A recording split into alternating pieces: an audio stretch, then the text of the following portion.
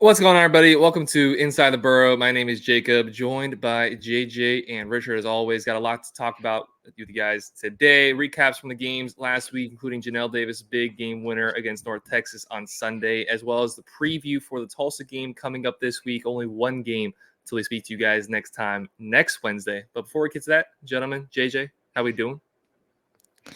Doing absolutely amazing. That was probably my favorite moment as an FAU fan this Saturday or Sunday, other than the tournament run. I mean, John L. Davis, just absolute hero, absolute legend. And, we'll get into that later. But, I'm on the highest of highs right now. Just so happy, top 20 right now. And we just got to keep winning 6 in a row. Just win, baby. Yes, sir. Richard, how you doing, young man? Doing great. This past Sunday was quite a thriller. It was like a very big defensive battle against FU in North Texas, and a very special fun fact about me. My first time seeing a buzzer beater in a game-winning bucket in person was the San Diego State game in the Final Four in FU. This past Sunday was the first time I've seen a team that I've been covering, aka FEU, get the game winner themselves. So first times for everything, and I'm glad that it was Janelle Davis who decided to go clutch mode at the end of the North Texas game by going to the left wing from beyond the arc and just knocking down that three to will the Owls to victory. It was an amazing win, a very big win, very big confidence booster for Janelle Davis. Probably pretty much his first game winner as an Owl. So definitely something to hang his hat on and just be very proud of when he looks back on it someday. You just had to bring up San Diego State, didn't you? You just had to start off the episode on a negative when things have gone so positive. But things have been going a lot better of recent times, even though the games have been closer than we would like. Sometimes the Owls are now on a 6-game winning streak.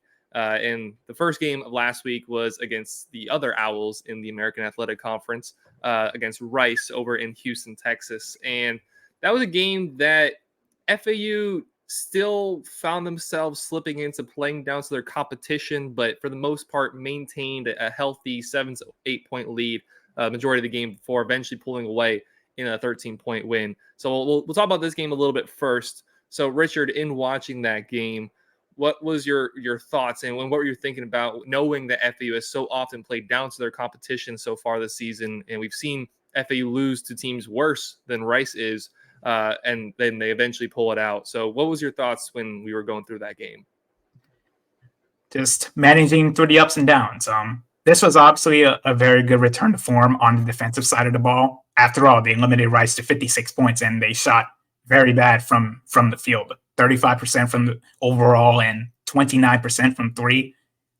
They even shot 45% from the charity stripe. So they just had a rough time just getting points as they saw fit, and they got boxed out on the glass 43 to 34. So Rice just couldn't handle the quality FEU brought to them.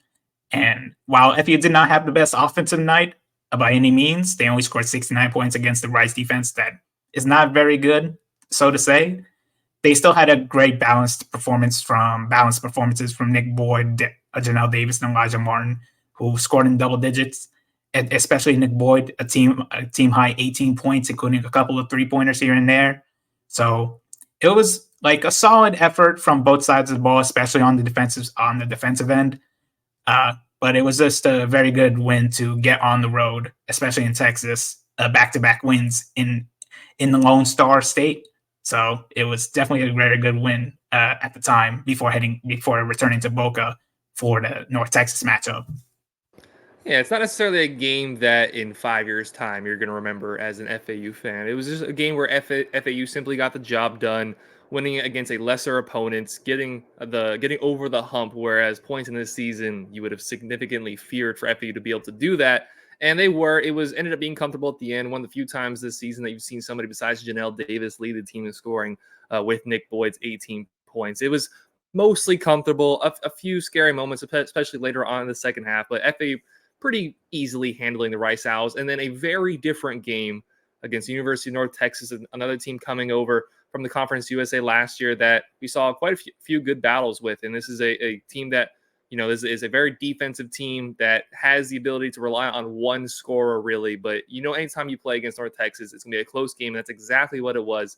Back and forth game, all game long, and eventually ends with a Janelle Davis game winner. So, JJ, you, of course, were at that game. And, you were just mentioning how it was your greatest time as a FAU fan outside of that Final Four run. So take us through your emotions going through that game, as it's a back and forth game all game long, not really sure who's going to end up on top, and then finally gets capped off with a Janelle Davis game winner. Yes, for sure, Jacob. So, first half, not that bad. You're down 2, not bad for FAU compared to other first halves in the American Conference so far. I mean, they've been trailing by 11 to Wichita.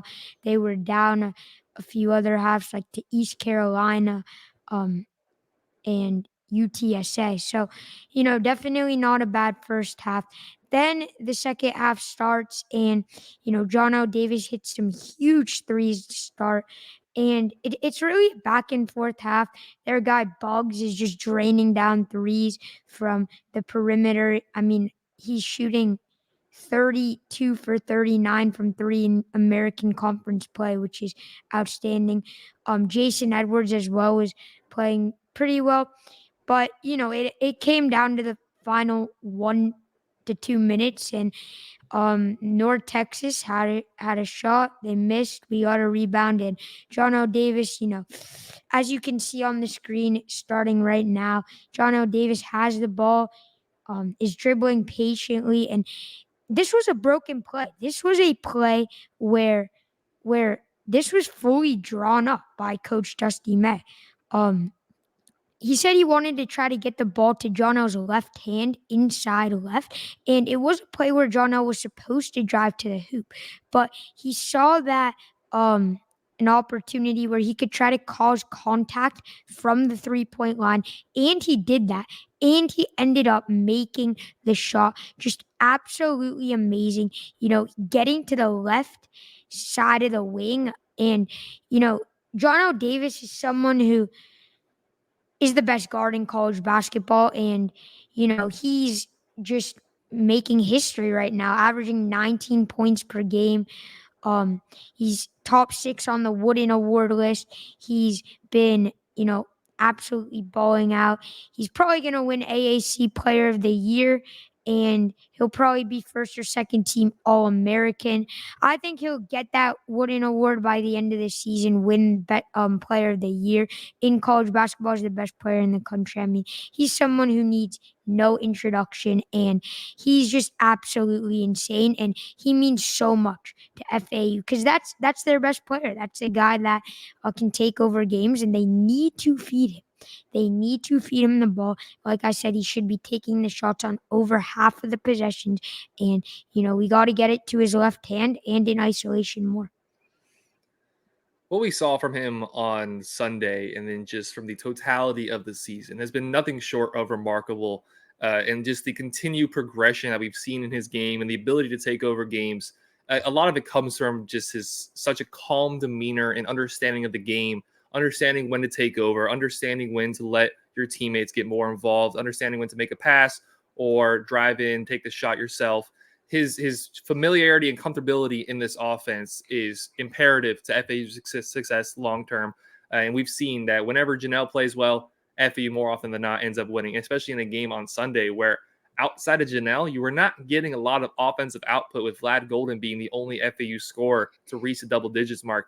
Meanwhile, Janelle Davis with his team high 28 points as well as game high 28 points, the only score on both teams to get above 20 points. And we've seen that points per game mark just continue to rise up as he's getting really close to the 20 points per game mark. And he's in the top 5 when it comes to scores in the AAC this year. He's been absolutely incredible. If he doesn't finish first team American, I don't even want to see second. If he doesn't finish first team American, it would be a lot would have to go wrong for him the rest of the season, as his shot making ability, his clutchness, that calm demeanor, that intelligence. You have everything you want there in a basketball player. I mean, Richard, where do you think this team would be if we did not have Janelle operating at high volume like he has been? Would be in a much rougher spot, or maybe in the middle of the pack of the American. definitely not near the top. Janelle Davis provides so much on both sides of the ball, especially on offense, where you see him handling the ball with such carefulness, with so much care, that he's so concerned about making the right play that he just does it. He knows where to get to his hot spots. He knows when to shoot the ball at the right time. He knows when to pass the ball at the right time. He's become so much more refined with his offensive game since last year that he has become one of the best players in the country. We've seen it against Arizona when he dropped 35. And we've seen it this past Sunday where he just went clutch with his game-winning three-pointer to basically end the game, really. North Texas, they barely had any time to get a shot off. And when they did, the buzzer already sounded. And Davis is extremely important to FAU, making a deep run in March Madness should they qualify once again.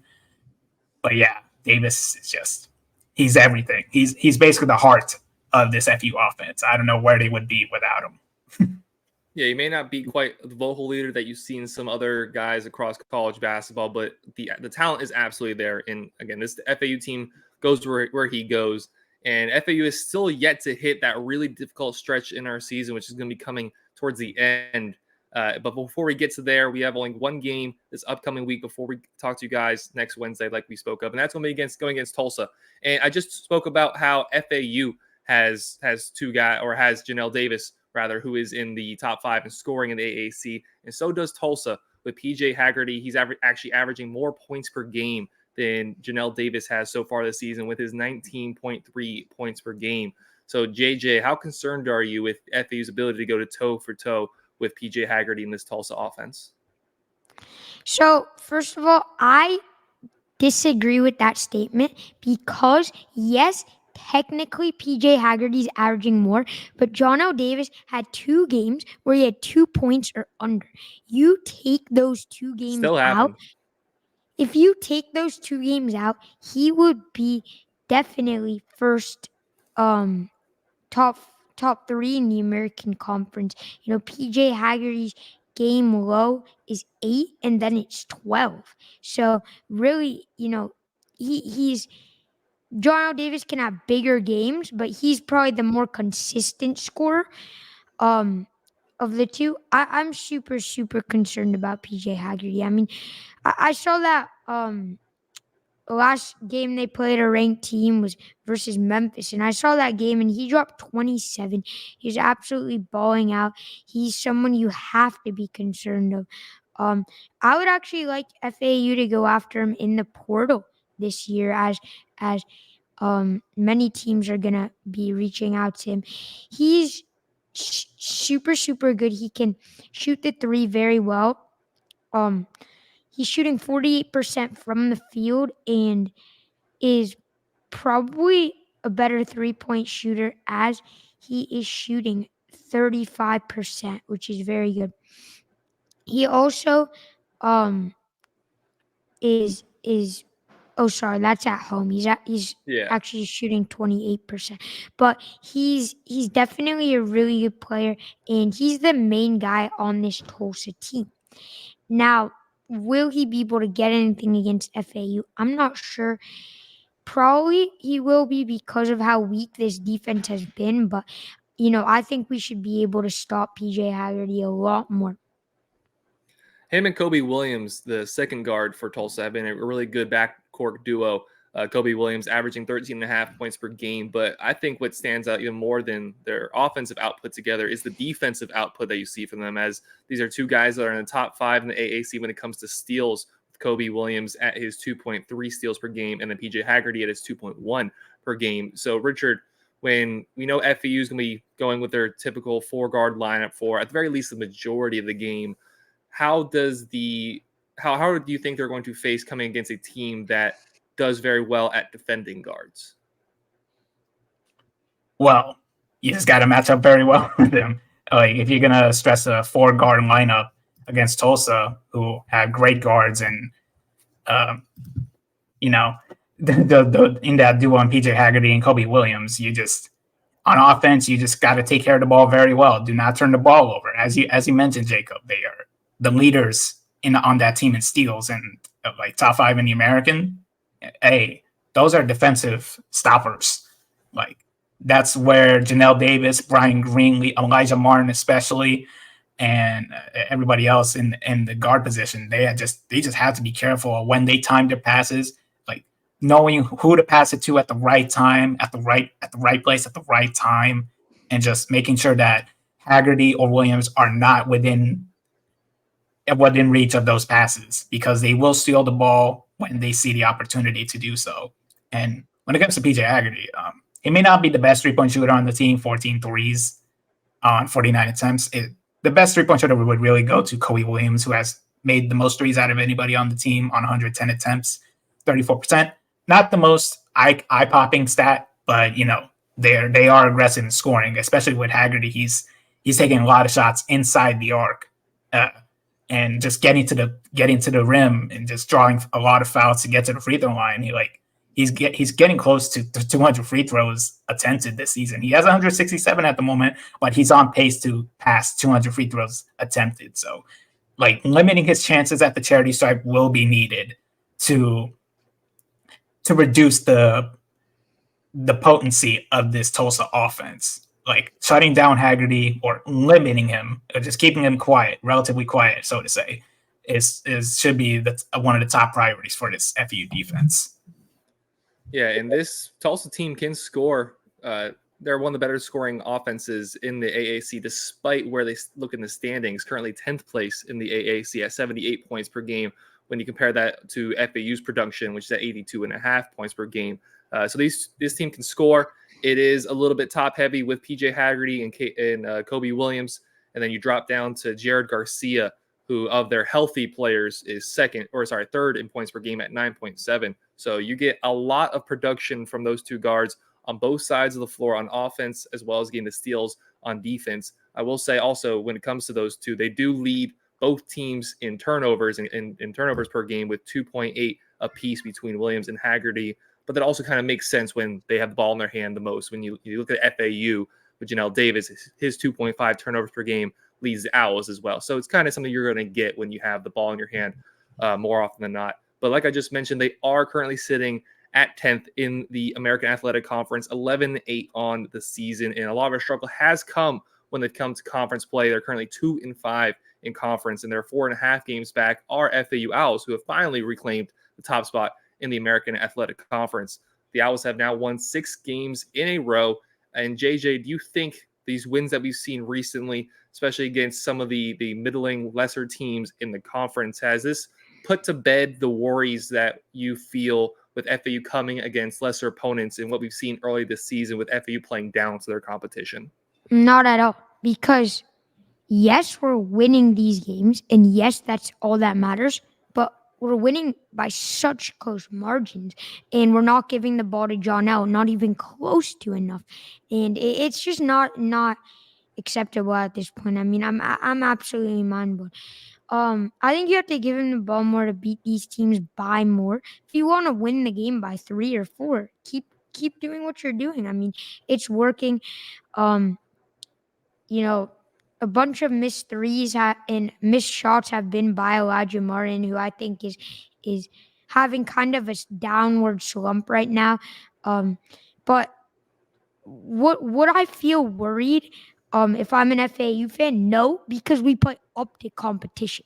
And when we're in March, we're going to be a top 3 seed, and we're going to be playing teams that are good at basketball. This is no disrespect to some of the other teams. Like, when I say good, I'm talking like top 50 in the nation, top like March Madness type teams. North Texas is a very good team. UTSA is a good team. They're all good teams. But when you talk about, the national standard where FAU is right now, national power, top 20 in the nation, when they're playing other top 20 teams, they're going to be playing up to competition, and they're going to be able to beat them. So I'm not worried at all. And we saw it last year too, and this year against Arizona, and then last year versus Kansas State, Memphis, Tennessee. Those teams are very, very respected basketball programs as top teams overall. Now, against Tulsa, I think you have to feed John L. Davis as well as your second best player, Nick Boyd, who needs to be able to get open. And, this is a kind of revenge game for Nick, as Tulsa and FAU were Nick's only two offers out of high school. So, he'll be going up against a team where he was also almost committed to. Now, if FAU is to win this game by 20, that would make me very confident. And because that shows that you can be not the best of teams by a lot. And they haven't showed that. I mean, Rice was kind of close, even though it was like by 13. You still didn't feed John L, not even close to enough. So you got to play good defense, and I won't really be worried. I mean, you really got to play good defense. You got to play good defense, more aggressive on defense, especially getting Vlad on players with the ball. So, yeah, I just think that you got to win games by more amounts. Richard, you had something to say? Yeah, I believe the debate of whether FEU is relying too much on Janelle Davis to do everything for them offensively is a debate worth having. But when it comes to him having a lot of touches to the ball, I don't think it's a debate worth having because he's already getting a lot of touches. He's the first scoring option after all. He's handling the ball a lot besides Elijah Martin, Nick Boyd, and all the other guards in the rotation. Janelle Davis, he'll get his shots. He'll get his buckets. Like he'll get his points. He'll get his rebounds, especially, and making the right plays. As we've seen these past couple of games, he's going to do it. He doesn't need 100% of the ball touches every game in and game out to help this team win games in convincing margins. It just really matters that everybody, or at least most of the team, is in rhythm throughout every course of each game that allows them to win in such convincing fashion.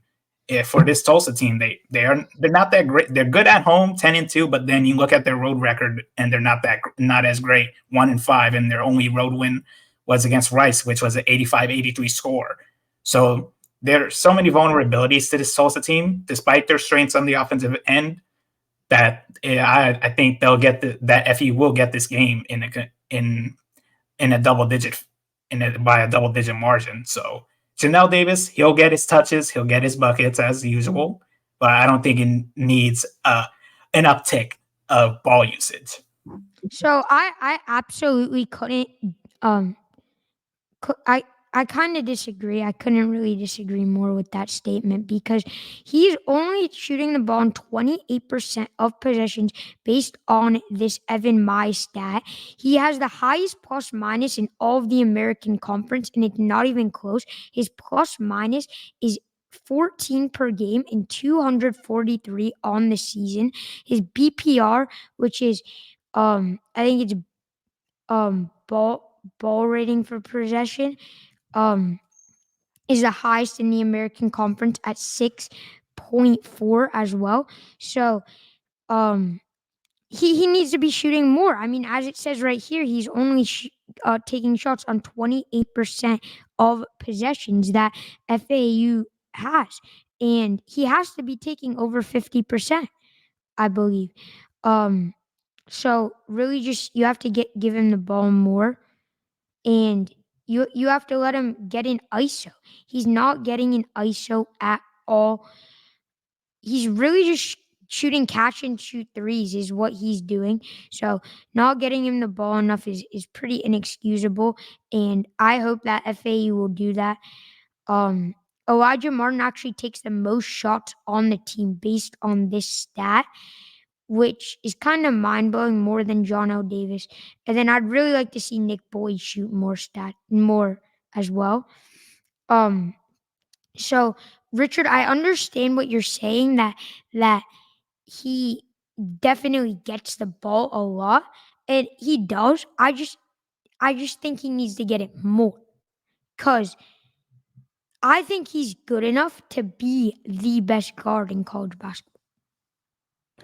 Well, whenever he does take his shots, he is amongst the best guards, amongst the most efficient guards in the country, shooting above 50% field goal percentage, which is something you rarely see in college basketball from your guards, as well as 48% from beyond the three-point arc. So it seems like whatever he does, he can't take a step wrong. Whether he decides to play a little more passive, get other guys involved, or whether he elects to be that dog in the offense, which we know he's capable of doing, whether it's during the clutch time or whether it's during the first half. You know you're going to get an intelligent basketball player who can hit just about every single shot, and you trust the ball in his hands completely in totality. And hopefully this game against Tulsa is not a game where we are going to have to over rely on him. And hopefully it's a game where you can see other guys get involved. So with that, gentlemen, we're going to start with Richard. How we think this game is going to go? Give us your final score prediction. As I was inferring with my earlier statements, limiting the production of Kobe Williams and PJ Haggerty, top priorities for this FU defense, and just making sure the ball is moving as much as possible while keeping in mind that Haggerty and Williams will be on the lookout for potential steals, as they are the best stealers in Tulsa's defense. But with that being said, I think FU will get this in a double-digit fashion. FU wins this 76, Tulsa 64. As long as everybody is in control with their rhythm, like getting the right shots as they see them, as they find them, this Saturday game shouldn't be a difficult one by any stretch. This is FAU's second home game in a row before going on the road for 2 straight games. Do you think they're going to cap off this back-to-back at home with a win? Yeah, so someone first on Tulsa that FAU fans need to keep in mind is Jared Garcia. He is the third highest plus minus on the team at 60 on the season, behind Kobe Williams, who's first at 88, and PJ Haggerty, who's second at 87. Jared Garcia's offensive BPR is 0.39, defensive BPR is 0.8. So that's pretty good for someone that's ranking 77th in the American Conference. And clearly, when he's on the team, he has the highest team efficiency margin. The team is highest in efficiency when he's on the court. So you got to keep an eye out on him. With that being said, FAU is playing Tulsa. And this is the first time they're meeting Tulsa in basketball in the American Conference as both teams are playing, as that's happened a lot for FAU this season. Tulsa is sneaky. They're either very, very good or very, very bad. And Richard mentioned something really important. 1-5 on the road. 10-2 at home, very good. 1-5 on the road. You are going to play in the most hostile environment in the American Conference. Yes, it's small. Yes, it's tiny. But it is loud, and in no other place gets louder than the Burrow. The Burrow is by far the loudest place in the American Athletic Conference, and Tulsa is going to struggle with that. The student section is going to be rocking, and I really think that FAU wins this game by a lot. Like, I don't want to play a game where you just sneak barely by and win. I want to win this game by a lot. And I think that FAU is going to win by 21 points, 81-60. And I think Nick Boyd is going to be the hero as he's playing against Tulsa. Nick Boyd, the second best player on this FAU team, is going to be able to shoot the three lights on. Ever since he got back from injury, his three-point shot has been absolutely amazing. Nick is the best passer on the team, and he's a playmaker. It might not show up on the stat sheet how good he is, but he is just such a good player, and he is going to have his career high in this game, 21 plus points. So give me the Owls, 81-60. I'm not going to be as confident to say it's going to be a 21-point game. Unfortunately, too many times this season I've seen FAU play down to competition, even in wins, narrowly escaping earlier points in the season against lesser opponents. And we just coming off of a very difficult game against North Texas. North Texas is a very physical team, a very good defensive team. They do have the fortune that it's going to be 6 days in between those games. So resting up after that game is pretty imperative after playing that really difficult North Texas defense. But I do think it's going to be a closer game than most of us would like. I think it's going to be a high-scoring second half for both teams, but I'm going to go with FAU.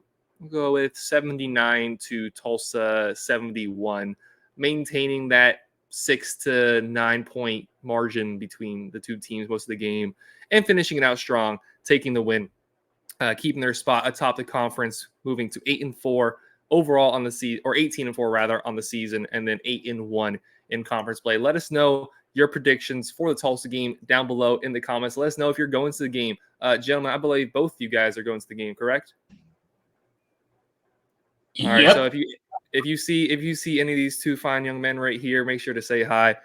Say that you saw us from the FAU Owls Nest channel, as I'm sure that'll make their day. As well as we appreciate all the support we've gotten here over on the channel. If you want some more FAU content, hit that subscription button down below as we come out with content almost everyday basis. As well as you can go over to FAUOwlsNest.com for some more written work about the FAU Owls. Make sure to go over there and do that. But that is all from us here today. Thank you all very much for watching. Hope everybody has a great rest of your day.